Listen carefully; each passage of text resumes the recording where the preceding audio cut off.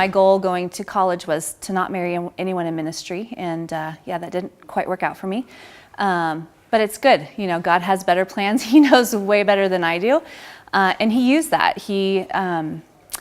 I married a guy who was called to missions when he was 12, specifically to Africa at 14. And I was not called to missions, especially specifically in Africa. I think the hardest thing for me was moving overseas with a 3-year-old and an 8-month-old, and being dropped off at our house and kind of given some space. But I didn't need space. I needed a family, and spent the first 30 days pretty much crying every day, just praying.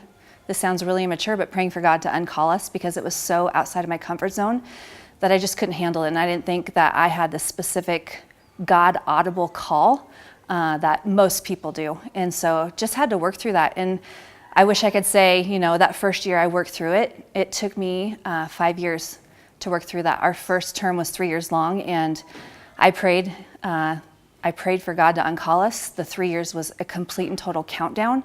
Went home on furlough and was hoping that the call would go away. Maybe we'd be offered a position somewhere at a church.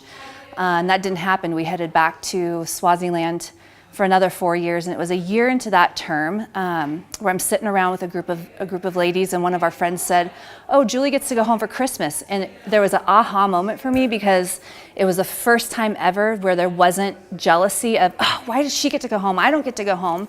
And the Holy Spirit did something in me. There was a shift of being okay where God had me, and knowing that he could use anybody in missions. It wasn't an audible call. It wasn't this call to ministry, that he could use an elementary school teacher who was a painter's kid from Tacoma, Washington, as a missionary.